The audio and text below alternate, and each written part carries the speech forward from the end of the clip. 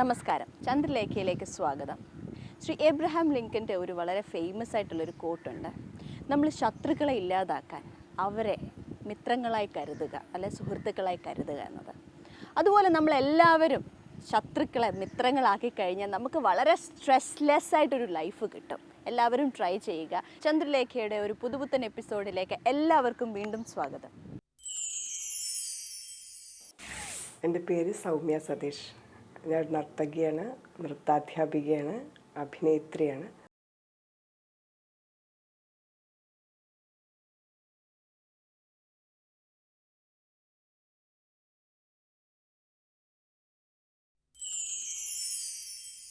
കേരളത്തിൽ പ്രത്യേകിച്ച് ഇന്ത്യയിലുള്ള സ്ത്രീകൾ അവരുടെ കാര്യങ്ങൾ അന്വേഷിക്കുന്നില്ല. അവർ കൂടുതലും അവരുടെ കുടുംബകാര്യങ്ങൾ, അവരുടെ കാര്യങ്ങൾ ചെയ്യാൻ അവർക്ക് സമയമില്ല. അപ്പം അങ്ങനെയാണ് അവർക്ക് ഒരുപാട് രോഗശൈലി ലൈഫ് സ്റ്റൈൽ ഡിസീസസ് വരുന്നത്. ഡാൻസറും അഭിനേത്രിയുമായ സൗമ്യ സതീഷിനെയാണ് ഇന്ന് നമ്മൾ ചന്ദ്രലേഖയിലൂടെ പരിചയപ്പെടാൻ പോകുന്നത്.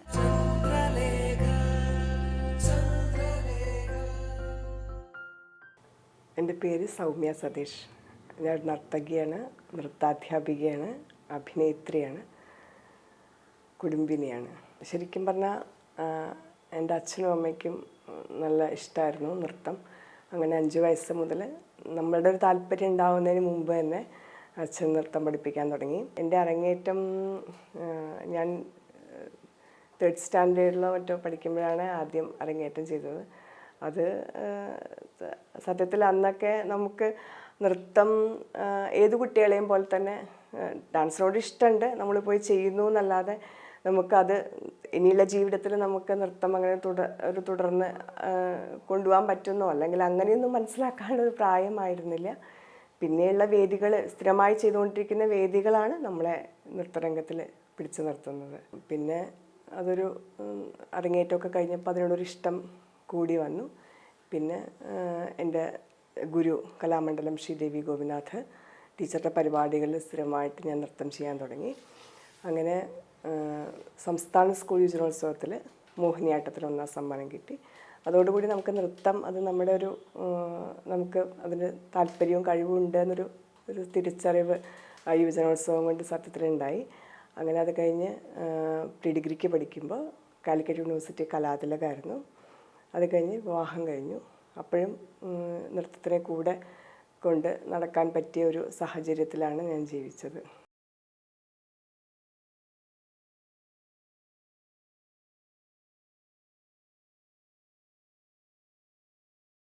ഇപ്പോൾ ഭരതനാട്യം മോഹിനിയാട്ടമാണ് ഞാൻ മെയിനായിട്ട് കുട്ടികളെ പഠിപ്പിക്കുന്നത്.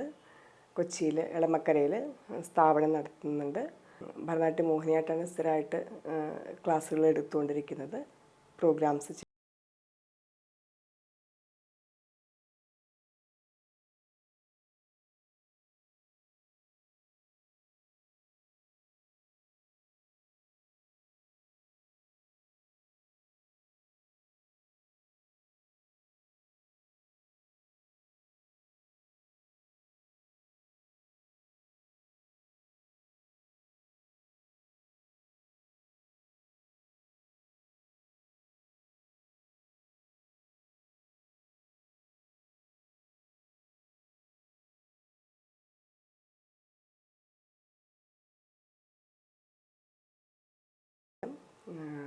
ചങ്ങമ്പുഴയുടെ വസന്തോത്സവം, അങ്ങനെ കുറേ കവിതകളുടെ നൃത്താവിഷ്കാരം ഈ അടുത്തിടെ ചെയ്തു.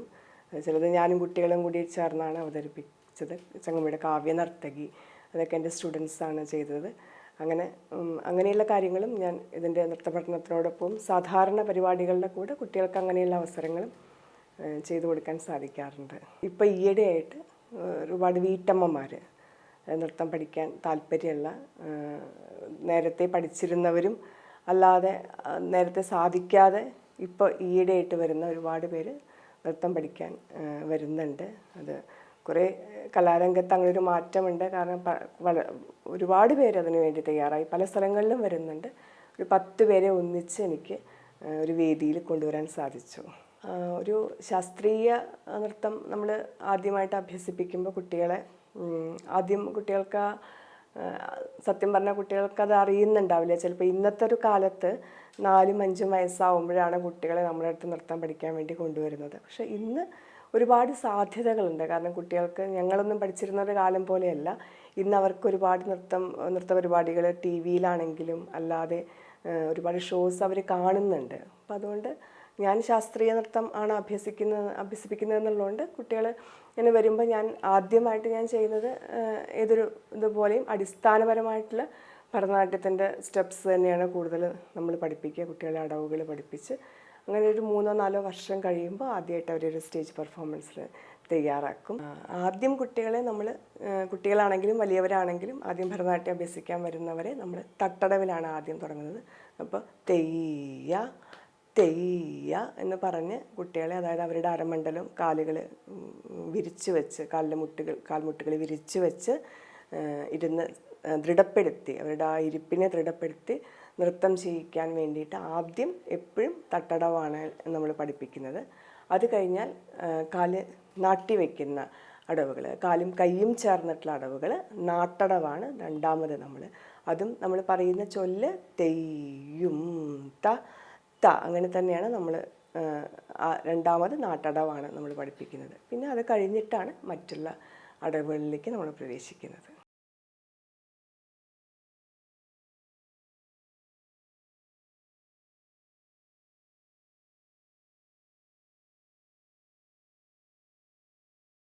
എന്നെ സംബന്ധിച്ചിടത്തോളം ഞാനൊരു 5 വയസ്സ് മുതൽ നേരത്തെ പറഞ്ഞ പോലെ എൻ്റെ ഗുരുവിൻ്റെ എല്ലാ പരിപാടികളിലും നൃത്തപരിപാടികളിലും, അത് കേരളത്തിൽ അങ്ങോളം കേരളത്തിന് പുറത്തും ഒരുപാട് നൃത്തപരിപാടികൾ ഞാൻ കുട്ടിക്കാലം മുതലേ ചെയ്തുകൊണ്ട് വന്നു. ഇപ്പം ഇന്ന് എനിക്ക് എന്തെങ്കിലും കല കൊണ്ടത് പിന്തുടരാൻ സാധിക്കുന്നുണ്ടെങ്കിൽ അത് ആ ചെറുപ്പത്തിൽ കിട്ടിയ അനുഭവങ്ങളുടെ വെളിച്ചം തന്നെയാണ് തീർച്ചയായിട്ടും. എന്നെ സംബന്ധിച്ചിടത്തോളം എനിക്ക് ഒരു ദൂരദർശനിലും അങ്ങനെ ഒരുപാട് വേദികളിൽ ഞാൻ നൃത്തം ചെയ്തിട്ടുണ്ട്. പക്ഷേ എനിക്ക് കലാമണ്ഡലം കൃഷ്ണൻകുട്ടി പൊതുവാളിൻ്റെ അഷ്ടപതിയാട്ടം എന്നൊരു നൃത്തരൂപം ഉണ്ടായിരുന്നു. അതിൽ എൻ്റെ അച്ഛനാണ് ജയദേവരായിട്ട് അന്ന് അഭിനയിച്ചത്. അദ്ദേഹത്തിൻ്റെ ജയദേവരുടെ പത്നി ആയിട്ട് ഞാനാണ് അന്ന് വേദിയിൽ അഭിനയിച്ചത്. അപ്പോൾ അതെനിക്ക് ഞാനും അച്ഛനും കൂടി ഒരുമിച്ച് വേദിയിൽ അങ്ങനെ വന്നത് എനിക്ക് ഭയങ്കര ഒരു മറക്കാനാവാത്തൊരു അനുഭവമാണ്. അത് ദൂരദർശൻ്റെ മലയാളം ചാനലുകളുടെ ഉദ്ഘാടനത്തിന് ആയിരുന്നു അന്ന് കൊച്ചി കേരളം മുഴുവൻ കാണിക്കാൻ തുടങ്ങുന്നത്. എറണാകുളം ടൗൺ ഹാളിൽ വെച്ചിട്ട് അന്ന് അങ്ങനെ ചെയ്യാൻ സാധിച്ചു. പിന്നെ എന്നെ സംബന്ധിച്ചിടത്തോളം ഇപ്പോൾ നമ്മൾ സാധാരണ ചെയ്യുന്നൊരു ഭരതനാട്യം മോഹിനിയാട്ടം അല്ലെങ്കിൽ പോലും സുഗതകുമാരി ടീച്ചറുടെ കവിത ടീച്ചറുടെ സമക്ഷം, ടീച്ചറുടെ അനുഗ്രഹത്തോടും ആശീർവാദത്തോടും കൂടിയിട്ട് എനിക്ക് ചെയ്യാൻ പറ്റിയത് എന്നെ സംബന്ധിച്ചിടത്തോളം ഏറ്റവും ഇന്നിപ്പോൾ എനിക്ക് മനസ്സിൽ താലോലിക്കാവുന്ന ഏറ്റവും വലിയൊരു അനുഗ്രഹമായിട്ട്, ഏറ്റവും സന്തോഷമായിട്ട് ഞാൻ കാണുന്നു.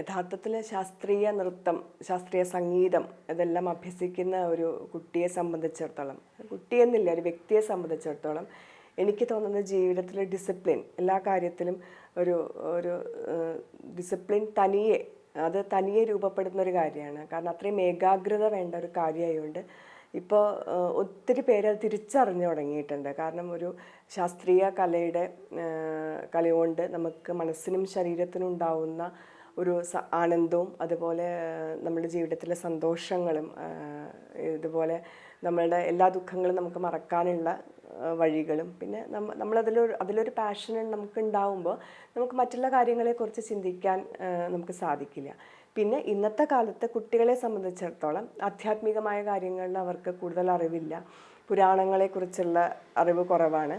അപ്പോൾ സത്യത്തിൽ നമ്മൾ നൃത്തം പഠിപ്പിക്കുന്നതോടുകൂടി നമ്മളിങ്ങനെയുള്ള കാര്യങ്ങൾ കുട്ടികൾക്ക് പഠിപ്പിച്ചു കൊടുക്കുകയാണ്. പിന്നെ നമ്മളുടെ പുരാണങ്ങളിൽ തന്നെ ഒരുപാട് നമുക്ക് മാർഗം ദർശിയാവുന്ന ഒരുപാട് കാര്യങ്ങളുണ്ട്. കുട്ടികളെ സംബന്ധിച്ചിടത്തോളം ഇപ്പോൾ എനിക്ക് തോന്നുന്നു കുട്ടികളെ മാത്രമല്ല ഏതൊരു മനുഷ്യനെ സംബന്ധിച്ചിടത്തോളം പ്രോത്സാഹനം എന്ന് പറയുന്നത് വലിയൊരു കാര്യമാണ്. അപ്പോൾ നമ്മൾ കുട്ടികളെ പഠിപ്പിക്കാൻ തുടങ്ങി കുറച്ച് ദിവസം കഴിഞ്ഞു അവരെ ഒന്ന് സ്റ്റേജ് ചെയ്യിക്കുമ്പോൾ അവർക്ക് കിട്ടുന്ന പ്രോത്സാഹനം, അംഗീകാരം, അത് തീർച്ചയായിട്ടും അതെന്ത് കാര്യത്തിലും ഇപ്പോൾ നമ്മൾ കുറച്ച് ദിവസം സ്കൂളിൽ പോയൊരു പരീക്ഷ വയ്ക്കും, നമ്മൾ എന്തുമാത്രം പഠിച്ചു എന്നുള്ളത് നമുക്ക് പരീക്ഷ വന്നു, മാർക്ക് വന്നു, അതിൽ നിന്ന് നമുക്ക് കിട്ടുന്ന പോരായ്മകൾ ഉണ്ടാകുമ്പോൾ നമ്മൾ തിരുത്താൻ തയ്യാറാവും. അല്ലെങ്കിൽ നമുക്ക് കിട്ടുന്ന അംഗീകാരവും പ്രോത്സാഹനവും നമ്മളെ കൂടുതൽ ഉയരത്തിലേക്ക് കൊണ്ടെത്തിക്കാൻ സാധിക്കും. അപ്പോൾ അതേപോലെ തന്നെ നമ്മൾ ഒരു പരീക്ഷ പോലെ കരുതിയാൽ മതി ഒരു സ്റ്റേജ് പെർഫോമൻസ് എന്ന് പറഞ്ഞാൽ. കുട്ടികളെ സംബന്ധിച്ചിടത്തോളം ഇപ്പോൾ ഒരു 50 കുട്ടികൾ അരങ്ങേറി, അല്ലെങ്കിൽ ഒരു വർഷം ഒരു 50 കുട്ടികൾ അരങ്ങേറി, അതിൽ ചിലപ്പോൾ 25 പേരാണ് നൃത്തരംഗത്തേക്ക് കുറച്ചും കൂടി ഇതായിട്ട് വരിക. അതിന്നും ഒരാൾ മാത്രമേ ചിലപ്പോൾ ഒരു പൂർണ്ണമായിട്ടും കുറേ വർഷങ്ങൾ കഴിഞ്ഞാലും നൃത്തം കൊണ്ട് ജീവിതം മുഴുവൻ കൊണ്ട് നടക്കുന്ന ആൾക്കാരെല്ലാവരും ഉണ്ടായിക്കൊള്ളുന്നില്ല. പക്ഷെ ഞാൻ എപ്പോഴും പറയാറുണ്ട്, നിങ്ങളൊരു നല്ല ഡോക്ടറോ നല്ല ഒരു വക്കീലോ അല്ലെങ്കിൽ എന്ത് പ്രൊഫഷൻ നിങ്ങൾ കൈകാര്യം ചെയ്താലും നിങ്ങളുടെ നൃത്തം കൂടെ ഉണ്ടെങ്കിൽ അത് നിങ്ങൾക്ക് തീർച്ചയായിട്ടും ഒരു അലങ്കാരമാവും. ഏറ്റവും കൂടുതൽ എൻ്റെ ഒരു പുതിയ ഒരു കാര്യങ്ങൾ എന്താണെന്ന് വെച്ചാൽ, എനിക്ക് നൃത്തം ചെയ്യാൻ ആഗ്രഹമുണ്ട്. പുതിയ എന്തെങ്കിലും ഒരു കാര്യങ്ങൾ കണ്ടുപിടിച്ച്, അല്ലെങ്കിൽ ഇനിയും നൃത്തരംഗത്തേക്ക് വേണ്ടി നമ്മൾക്ക്, കാരണം ഒന്നും നമുക്ക് ചെയ്യാൻ സാധിച്ചിട്ടില്ല, ഇനിയും ഒരുപാട് നമുക്ക് ചെയ്യാനുണ്ട്. അപ്പോൾ ഈശ്വരൻ അനുഗ്രഹിക്കുകയാണെങ്കിൽ ഇനിയും തുടർന്ന് ഒരുപാട് കാര്യങ്ങൾ ചെയ്യണമെന്ന് ആഗ്രഹമുണ്ട്. കവിതകളെക്കുറിച്ച് എൻ്റെ ഒരു സങ്കല്പം എന്താണെന്ന് വെച്ചാൽ, പലപ്പോഴും കവിതകൾ നൃത്താവിഷ്കാരം നടത്തുമ്പോൾ എനിക്ക് ചിലപ്പോൾ തോന്നാറുണ്ട്, കാരണം കവിതകളുടെ നൃത്താവിഷ്കാരം എന്ന് പറയുമ്പോൾ ചിലപ്പോൾ നമ്മളിത് മോഹിനിയാട്ടത്തിലോ ഭരതനാട്യത്തിലോ ആക്കുമ്പോൾ ഒരു കവിത കേൾക്കുന്ന സുഖം ചിലപ്പോൾ കിട്ടിയില്ല എന്ന് വരും. അപ്പം ഞാൻ ഒരുപാട് നമ്മൾ കേട്ട് പരിചയിച്ച കവിതകൾ നമുക്ക് ചിലപ്പോൾ ഒരുപാട് നമ്മൾ വായിച്ചിട്ടുണ്ടാവും, അല്ലെങ്കിൽ നമ്മൾ കുട്ടിക്കാലത്ത് പഠിച്ചിട്ടുണ്ടാവും, ഒരുപാട് പേര് നല്ല ഈണത്തിൽ ചൊല്ലി കേട്ടിട്ടുണ്ടാവും. അപ്പം അങ്ങനത്തെ കവിതകളുടെ മുഴുവനായിട്ടുള്ള അതിൻ്റെ ഒരു സത്ത ചിലപ്പോൾ എന്നെ സംബന്ധിച്ചിടത്തോളം ചിലപ്പോൾ അത് ക്ലാസിക്കൽ ഇതിൽ ചെയ്യുമ്പോൾ, മുഴുവനായിട്ട് ചെയ്യുമ്പോൾ ക്ലാസിക്കലിൻ്റെ മാനദണ്ഡങ്ങൾ ഉപയോഗിച്ചിട്ട് തന്നെയാണ് ഞാൻ ചെയ്യുന്നത്. പക്ഷെ എന്നാലും മുഴുവനായിട്ട് ചിലപ്പോൾ എനിക്ക് അതിൻ്റെ ഒരു പൂർണ്ണത കിട്ടില്ല എന്ന് തോന്നുന്നതുകൊണ്ട് ഞാൻ പലപ്പോഴും കവിതകൾ ഞാൻ നൃത്താവിഷ്കാരം ചെയ്യുമ്പോൾ ആ കവിതയുടെ സത്ത ചോർന്ന് പോവാതെ, അതിൻ്റെ ഒരു ആത്മാവ് ചോർന്ന് പോവാതെയാണ് ഞാൻ പലപ്പോഴും അവതരിപ്പിക്കാറ്. അപ്പം എന്നെ സംബന്ധിച്ചിടത്തോളം ഇപ്പോൾ കൃഷ്ണാനി എന്നെ അറിയില്ല ചെയ്യുന്നു, അതിലത്തെ ഒരു രാധ അല്ലെങ്കിൽ ഒരു ഗോപസ്ത്രീ എന്ന് പറയുമ്പോൾ അതിനനുസരിച്ചുള്ള ഒരു കോസ്റ്റ്യൂം ഞാൻ പലപ്പോഴും തിരഞ്ഞെടുക്കാറുണ്ട്. അതുപോലെ മാമ്പഴം ഞാൻ ചെയ്തപ്പോഴും അതിൻ്റെ ഒരു സത്ത മാക്സിമം അത് കാത്തു സൂക്ഷിച്ചുകൊണ്ട് ചെയ്യണം എന്നുള്ളൊരാഗ്രഹം കൊണ്ട് പലപ്പോഴും ഞാൻ അതിൻ്റെ കോസ്റ്റ്യൂമിലാണെങ്കിലും ഞാൻ ഈ പറഞ്ഞ പോലെ ഭരതനാട്യത്തിൻ്റെ മോഹിനിയാട്ടത്തിൻ്റെയോ ട്രഡീഷണൽ ആയിട്ടുള്ളൊരു ഇത് ഉപയോഗിക്കാതെ പലപ്പോഴും ആ ഒരു കഥാപാത്രത്തിന് ചേർന്ന രീതിയിലാണ് ഞാൻ ചെയ്യാറുള്ളത്. സ്കൂൾ തലത്തിൽ പഠിച്ചുകൊണ്ടിരിക്കുമ്പോഴാണ് മോഹിനിയാട്ടത്തിന് സ്റ്റേറ്റ് ഫസ്റ്റ് കിട്ടിയത്. അത് കഴിഞ്ഞ് കലാതിലകം കോളേജിൽ പഠിച്ചുകൊണ്ടിരിക്കുമ്പോൾ യൂണിവേഴ്സിറ്റി കലാതിലകം കിട്ടി. പിന്നെ ഈ അടുത്തിടെ 2014 കലാമണ്ഡലം കൃഷ്ണൻകുട്ടി പൊതുവാൾ സ്മരണാർത്ഥമുള്ള കലാസാഗർ അവാർഡ് കഴിഞ്ഞ വർഷം എനിക്കാണ് ലഭിച്ചത്. അങ്ങനെ ഉള്ള ഒരു ഇത് കൂടെയൊക്കെയാണ് ഇവിടം വരെയൊക്കെ എല്ലാവരുടെയും പ്രോത്സാഹനവും സ്നേഹവും കൊണ്ടാണ് ഇങ്ങനെ എത്തിച്ചേർന്നത്. ഒരു നൃത്തം അഭ്യസിക്കുന്നതുകൊണ്ടുള്ള ഏറ്റവും ഒരു വലിയ ഗുണം എന്താണെന്ന് വെച്ചാൽ, നമുക്ക് ശരീരത്തിനും മനസ്സിനും ഒരു ഉണർവുണ്ടാവും. പലപ്പോഴും പഠനത്തിൻ്റെ തിരക്കുകൾ കൂടുമ്പോഴാണ് കുട്ടികൾ കല ഉപേക്ഷിക്കുക. പക്ഷേ കലയും കൂടി കൂടെ ഉണ്ടെങ്കിൽ എനിക്ക് തോന്നുന്നത് കുറേയും കൂടി നമ്മൾക്ക് നമ്മുടെ ചിന്തകളുടെ അല്ലെങ്കിൽ നമ്മുടെ ബുദ്ധിയുടെ ഓപ്പണിങ് കൂടും എന്നാണ് എനിക്ക് തോന്നുന്നത്. കാരണം നമ്മൾ കുറേ കാര്യങ്ങൾ ഒന്നിച്ച്, പ്രത്യേകിച്ച് നൃത്തം ചെയ്യുമ്പോൾ എന്താ വെച്ചാൽ നമ്മൾ സംഗീതം ഓർത്ത് വെക്കണം, മുദ്രകൾ ഓർത്ത് വെക്കണം, ശാരീരികമായിട്ടും മാനസികമായിട്ടും നമ്മൾ അതിനെ കൂടുതൽ കൊണ്ടുവരണം. അപ്പോൾ കുറേയും കൂടി നമ്മളുടെ എല്ലാ തരത്തിലും നമ്മുടെ ബുദ്ധി നമുക്ക് ഉണർന്ന് പ്രവർത്തിക്കുന്നതുകൊണ്ട് ഓർമ്മശക്തിയും നമ്മുടെ ഏകാഗ്രതയും ചിന്താശേഷിയും കൂടും എന്നാണ് ഞാൻ വിശ്വസിക്കുന്നത്. എൻ്റെ ഒരു അനുഭവത്തിൽ നിന്നും എനിക്ക് പല കുട്ടികളിലും ഉണ്ടാകുന്ന മാറ്റം കൊണ്ടും എനിക്ക് പലപ്പോഴും അങ്ങനെ തോന്നിയിട്ടുണ്ട്. ഞാൻ 2-3 സിനിമകളിൽ അഭിനയിച്ചിട്ടുണ്ട്. ഒന്ന് ലോഹിതദാസിൻ്റെ നിവേദ്യം എന്ന സിനിമയിൽ. അപ്പോൾ അതിന് മുമ്പ് തന്നെ, നിവേദ്യം ചെയ്യുന്നതിന് മുമ്പ് തന്നെ ലോഹി സാറ് 1-2 പടങ്ങളിലേക്ക് എന്നെ കാസ്റ്റ് ചെയ്തിരുന്നു. പക്ഷെ അന്ന് എനിക്ക് പല കാരണങ്ങൾ കൊണ്ടും പോകാൻ സാധിച്ചില്ല. അപ്പോൾ അങ്ങനെയാണ് നിവേദ്യത്തിൽ എനിക്ക് അഭിനയിക്കാൻ സാധിച്ചത്. ഭരത് ഗോപിയുടെ വൈഫായിട്ടാണ് ഞാൻ അഭിനയിച്ചത്. അതൊരു വലിയ ഭാഗ്യം തന്നെയായിട്ട് ഞാൻ കരുതുന്നു. കാരണം അത്രയും നമ്മൾ കണ്ടതിൽ വെച്ചിട്ട് ഏറ്റവും അങ്ങനെയുള്ള ഒരു ഉന്നതനായ ഒരു മഹാനായ നടൻ്റെ ഭാര്യയായിട്ട് അദ്ദേഹത്തിൻ്റെ കൂടെ അഭിനയിക്കാൻ സാധിച്ചു. 10-20 ദിവസം അദ്ദേഹത്തിൻ്റെ കൂടെ വർക്ക് ചെയ്യാൻ സാധിച്ചു. അതൊരു വലിയ ഭാഗ്യമായിട്ട് കരുതുന്നു.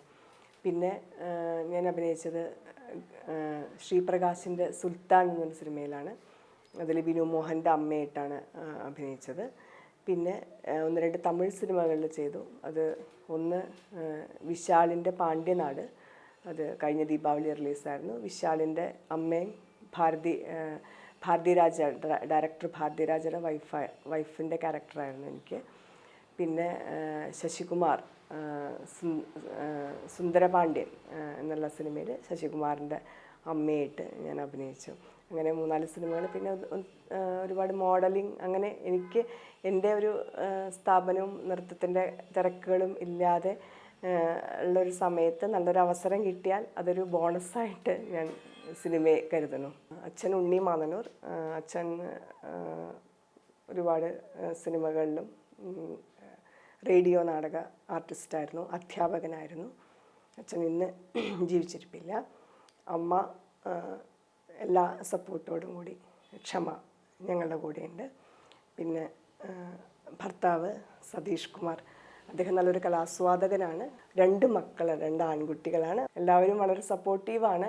നല്ലൊരു കുടുംബം തീർച്ചയായിട്ടും ഒരു കലാരംഗത്ത് പ്രവർത്തിക്കുന്ന ഒരാൾക്ക്, ഏത് രംഗത്തും സ്ത്രീകൾക്ക് കുടുംബത്തിൻ്റെ സപ്പോർട്ട് ആവശ്യമുണ്ട്, തീർച്ചയായിട്ടും ആവശ്യമുണ്ട്. പക്ഷേ കലാരംഗത്ത് പ്രോത്സാഹനം എന്ന് പറയുന്നത് വലിയൊരു കാര്യമാണ്. അതിൻ്റെ കൂടെ എൻ്റെ കുടുംബം മുഴുവൻ എൻ്റെ കൂടെയുണ്ട്.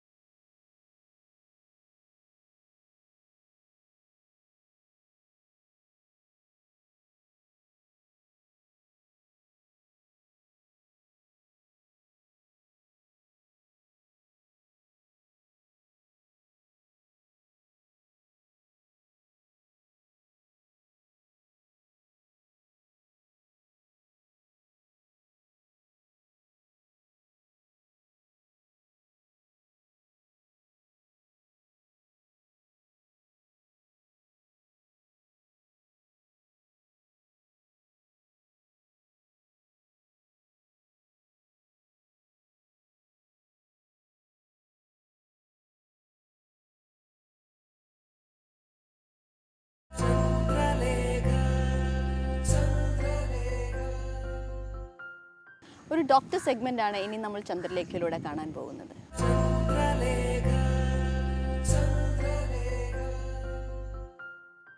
ജീവിതശൈലി രോഗങ്ങൾ എന്താണ് എന്നതിനെക്കുറിച്ചും അവയ്ക്കുള്ള പരിഹാരങ്ങളെക്കുറിച്ചും നമുക്ക് പറഞ്ഞു തരാൻ ആസ്റ്റർ മെഡ് സിറ്റിയിലെ ലീഡ് സീനിയർ കൺസൾട്ടൻ്റായ ഡോക്ടർ ഗീത ഫിലിപ്പ് ഇപ്പോൾ നമ്മോടൊപ്പമുണ്ട്.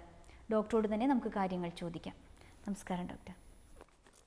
ഡോക്ടർ, പല സ്ത്രീകളും ഈ ജോലി തിരക്കും കുടുംബത്തിലെ ആകെയുള്ള തിരക്കുകളും രാവിലെയുള്ള പ്രശ്നങ്ങളും കൊണ്ട് ബ്രേക്ക്ഫാസ്റ്റ് ഒഴിവാക്കുകയാണ് ചെയ്യുന്നത്. ഇത്തരം ബ്രേക്ക്ഫാസ്റ്റ് ഒഴിവാക്കുന്നത് അവരെ ഏതൊക്കെ രീതിയിലാണ് ബാധിക്കാറുള്ളത്? നമുക്ക് ഏറ്റവും ആവശ്യം ചിന്തിക്കാനും പ്രവർത്തിക്കാനും ഒക്കെ നമുക്ക് ഊർജം വേണം. ഊർജം നമുക്ക് ലഭിക്കുന്ന ആഹാരത്തിൽ നിന്ന്, അതായത് ഫ്യൂവൽ ലഭിക്കുന്നത്, നമുക്ക് വേണ്ട ഊർജം ചിന്തിക്കാനുള്ള ഇതെല്ലാം നമുക്ക് ലഭിക്കുന്ന ആഹാരത്തിൽ നിന്ന്. അപ്പോൾ ഈ ആഹാരം നമ്മുടെ ശരീരത്തിലോട്ട് ചെന്ന് അതേ കുറേ രാസപ്രവർത്തനങ്ങളുണ്ട്, അതായത് മെറ്റബോളിക് പ്രോസസ്സ് എന്ന് ഞങ്ങൾ സയൻറ്റിഫിക്കായിട്ട് പറയും. ഇതൊക്കെ നടന്നാൽ മാത്രമേ നമുക്ക് ഊർജം ലഭിക്കുകയുള്ളൂ. അപ്പം രാത്രി മുഴുവൻ ഒന്നും കഴിക്കാതെ കിടന്നിട്ട് രാവിലെയും ഒന്നും കഴിക്കാതെ നമ്മൾ പോയാൽ നമുക്ക് പിന്നെ എവിടെ ഊർജം? നമുക്ക് ചിന്തിക്കാൻ പറ്റുന്നില്ല, ജോലി ചെയ്യാൻ പറ്റുന്നില്ല. അപ്പോൾ നമുക്ക് അമിതമായ ക്ഷീണമുണ്ടാകും. നമ്മൾ ഡോക്ടറിനെ സമീപിക്കുക, എനിക്ക് ഭയങ്കര ക്ഷീണമാണ്. ഒരുപാട് പേരെ ഞങ്ങളങ്ങനെ കാണാറുണ്ട്. ഞങ്ങൾ കുറേ ടെസ്റ്റ് ചെയ്യും, അതിനകത്തൊന്നും കുഴപ്പമില്ല. അപ്പോൾ ഞങ്ങൾ പറയും നിങ്ങൾക്ക് രോഗമൊന്നുമില്ല. പിന്നെ അവർ അടുത്ത ആളെ കാണും. പക്ഷെ ഒരു 2 മിനിറ്റ് ചിന്തിച്ച് നോക്കിയാൽ അതിൻ്റെ കാരണങ്ങളൊക്കെ ഈ സമയത്തിന് ആഹാരം കഴിക്കാത്തത്, സമയത്തിന് ഉറങ്ങാത്തത്, ഇതൊക്കെയാണ് കാരണങ്ങൾ. ഡോക്ടർ, സ്ത്രീകൾക്ക് പ്രത്യേകിച്ച് ഈ ജീവിതശൈലി രോഗങ്ങൾ വരാതിരിക്കാൻ അഥവാ വന്നു കഴിഞ്ഞാൽ അതിൽ നിന്നും ഒരു മോചനം ലഭിക്കുന്നതിനും എന്തൊക്കെ കാര്യങ്ങൾ ഒരു ചെറിയൊരു കൺക്ലൂഷനിലൂടെ ഡോക്ടർ എങ്ങനെ പറയും? ഞാൻ കുറേ നാളായിട്ട് ഒരു ഡോക്ടറായിട്ട് പ്രാക്ടീസ് ചെയ്യുക. അപ്പം ഞാൻ അതിനകത്തൊന്ന് ശ്രദ്ധിച്ചിട്ടുള്ളത്, കേരളത്തിൽ പ്രത്യേകിച്ച് ഇന്ത്യയിലുള്ള സ്ത്രീകൾ അവരുടെ കാര്യങ്ങൾ അന്വേഷിക്കുന്നില്ല. അവർ കൂടുതലും അവരുടെ കുടുംബകാര്യങ്ങൾ, അവരുടെ കാര്യങ്ങൾ ചെയ്യാൻ അവർക്ക് സമയമില്ല. അപ്പം അങ്ങനെയാണ് അവർക്ക് ഒരുപാട് ലൈഫ് സ്റ്റൈൽ ഡിസീസസ് വരുന്നത്. രാവിലെ എഴുന്നേറ്റ് ജോലിക്ക് പോകാത്ത സ്ത്രീകളാണെങ്കിൽ രാവിലെ എഴുന്നേറ്റ് കുട്ടികളെ സ്കൂളിൽ വിടും, പക്ഷെങ്കിൽ കുട്ടികളെ വിടുന്ന തിരക്കിൽ അവരുടെ ഭക്ഷണം അവർ കഴിക്കുകയില്ല. അത് ഒന്നിൽ 8:30 കഴിക്കേണ്ടതിന് പകരം അവർ 11:30 12 ആകുമ്പോഴാണ് ബ്രേക്ക്ഫാസ്റ്റ് കഴിക്കുന്നത്. അപ്പോൾ അന്നേരം അവർക്ക് ഒന്നും ചെയ്യാനുള്ള ഊർജ്ജമില്ല, പ്രവർത്തിക്കാനുള്ള ഊർജ്ജമില്ല, ഒന്നും ചെയ്യാനുള്ള ഊർജ്ജമില്ല. അപ്പം നാച്ചുറലി അവർ ടയർഡാണ്. നാച്ചുറലി അവർക്കൊരു ജനിത ഘടകം കൂടി ഉണ്ടെങ്കിൽ അവർ പ്രമേഹം, രക്തസമ്മർദ്ദം, ഹൃദ്രോഗം ഇങ്ങനെയുള്ള രോഗങ്ങൾക്ക് അടിമകളായി പോകും. അപ്പം പെണ്ണുങ്ങളെ കുറച്ചുകൂടെ ഒന്ന് ശ്രദ്ധിക്കണം. അതവർ ശ്രദ്ധിക്കുന്ന അവർക്ക് കുറച്ചൊരു സമയം ചിലവഴിക്കണം, അവർക്കായിട്ടൊരു സമയം ചിലവഴിക്കണം. ചുരുക്കി പറഞ്ഞാൽ അവർ കുറച്ചുകൂടെ ഒന്ന് സെൽഫിഷ് ആകണം. ആ സെൽഫിഷായിട്ട് അവർക്ക് കുറച്ച് സമയം നീക്കി വെക്കണം. ഭക്ഷണത്തിന് സമയം നീക്കി വെക്കണം, വ്യായാമത്തിന് സമയം നീക്കി വെക്കണം, സന്തോഷിക്കാൻ സമയം നീക്കി വെക്കണം. കേരളത്തിലെ സ്ത്രീകൾ സന്തോഷിക്കുന്നത് തെറ്റായിട്ട് കൺസിഡർ ചെയ്യുന്നതെന്ന് എനിക്ക്. കുറച്ച് നേരം ഫ്രണ്ട്സിൻ്റെ കൂടി ചിരിക്കുന്നത് നല്ലതാണ്, സംസാരിക്കുന്നത് നല്ലതാണ്. ശകലം നേരം TV കാണുന്നതോ മറ്റെന്തെങ്കിലും വായിക്കുന്നതോ നല്ലതാണ്. മറ്റ് കാര്യങ്ങളിൽ ഇൻട്രസ്റ്റ് ഡെവലപ്പ് ചെയ്യണം. ഒരു ഡോക്ടറായിട്ട് ഞാൻ ആക്ച്വലി രാവിലെ തുടങ്ങിയാൽ എൻ്റെ ജോലി തുടങ്ങും. പക്ഷെങ്കിൽ ഞാൻ ഒരുപാട് സമാധാനം കണ്ടെത്തുന്നതൊന്ന് പ്രാർത്ഥന, രണ്ടാമത് എനിക്ക് വളരെ ഇൻട്രസ്റ്റ് ഉണ്ട് വായിക്കാൻ. ഞാനപ്പം മെഡിക്കൽ അല്ലാത്ത മറ്റു കാര്യങ്ങളൊക്കെ വായിക്കും. എനിക്ക് കുറേ ഫ്രണ്ട്സ് ഉണ്ട്, അവരുടെ കൂടെ സമയം കഴിക്കും. ഫുഡ് കഴിക്കാൻ നേരത്തെ ഫ്രണ്ട്സിൻ്റെ കൂടെ ആയിരിക്കും. ഇതൊക്കെ വളരെയധികം ശ്രദ്ധിക്കാറുണ്ട്. അല്ലെങ്കിൽ ഭയങ്കര സ്ട്രെസ്ഫുള്ളായി പോകും. ഞങ്ങൾ പ്രത്യേകിച്ച് ഡോക്ടേഴ്സ് പോലുള്ളവർ ഞങ്ങൾ എല്ലാ സമയം രോഗങ്ങളുമായിട്ടൊക്കെ ഡീൽ ചെയ്യുമ്പോൾ മാനസിക സംഘർഷങ്ങൾ ഞങ്ങൾക്ക് വരും. അപ്പോൾ ഇതൊക്കെ അവോയ്ഡ് ചെയ്യണമെങ്കിൽ ഞങ്ങളും കുറച്ചുകൂടെ ലൈറ്റർ മൂവികൾക്ക് പോകുന്നതല്ലായിരിക്കും. ഫാമിലികൾ ഇക്കാലത്ത് നിലനിർത്തണമെങ്കിൽ കുടുംബങ്ങൾ ഒരുമിച്ച് നിൽക്കണമെങ്കിൽ നമ്മൾ അവരുമായിട്ടൊരു എൻ്റർടൈൻമെൻറ്റ്സ് കാണണം. അപ്പം എൻ്റെ മക്കൾ ആൺപിള്ളേരാണ്, രണ്ടുപേരായിട്ട് പഠിച്ചുകൊണ്ടിരുന്ന സമയത്ത് എനിക്ക് നല്ല സ്ട്രെസ് ഉണ്ടായിരുന്നു. പക്ഷെ അവരുടെ ഓരോ ചെറിയ കാര്യങ്ങളിലും ശ്രദ്ധിക്കാനായിട്ട് ഞാൻ കരുതിയിരുന്നു, സമയം കണ്ടെത്തിയിരുന്നു. ഇപ്പോഴവർ ഡോക്ടേഴ്സ് ആണെങ്കിലും ഞാൻ ഇപ്പോഴും സമയം കണ്ടെത്താറുണ്ട്. അവർ ഇന്ന് എന്ത് ചെയ്തു, ഏത് പേഷ്യനെ കണ്ടു. അപ്പം അത് എനിക്ക് മാനസികമായിട്ടൊരു സന്തോഷം. അപ്പം എല്ലാവരും അതൊന്ന് ശ്രദ്ധിക്കണം. ഇതൊക്കെ ടൈം കൊണ്ടുണ്ടാകും. നമ്മൾ അതുകൊണ്ടായിട്ടല്ലല്ലോ നമ്മളാരും ജനിക്കുന്നത്, നമ്മളത് പഠിച്ചെടുക്കണം, ഉണ്ടാക്കിയെടുക്കുവാണ് നമ്മളത്. എല്ലാവരും പറയും എൻ്റെ സ്വഭാവം അങ്ങനെയല്ല. ആരും സ്വഭാവം അങ്ങനെ ആയിട്ടല്ല. പിന്നെ വേറൊരു ഫീൽഡ് ഞാൻ കണ്ടത്, ഒരു സ്ത്രീക്ക് ആവശ്യം ഫ്രണ്ട്സിനെ ആവശ്യം. നമുക്ക് മറ്റാരോടും പറയാൻ വയ്യാത്ത കാര്യങ്ങളുണ്ട്, നമുക്കൊന്ന് ഷെയർ ചെയ്യാൻ ഇതുണ്ട്.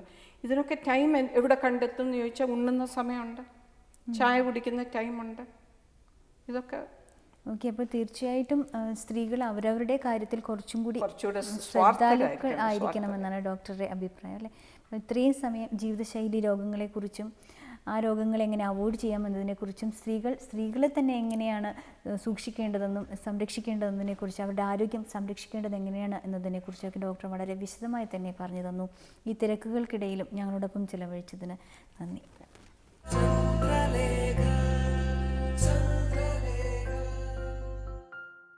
ചന്ദ്രലേഖയുടെ ഇന്നത്തെ എപ്പിസോഡ് ഇവിടെ പൂർണ്ണമാകുന്നു. ഇന്നത്തെ എല്ലാ സെഗ്മെൻറ്റ്സും നിങ്ങൾക്ക് ഇഷ്ടമായെന്ന് വിശ്വസിക്കുന്നു. നിങ്ങളുടെ വിലയേറിയ നിർദ്ദേശങ്ങളും അഭിപ്രായങ്ങളും ഞങ്ങളെ എഴുതി അറിയിക്കണം. ഇനി പുതിയൊരു അധ്യായത്തിൽ കാണാം.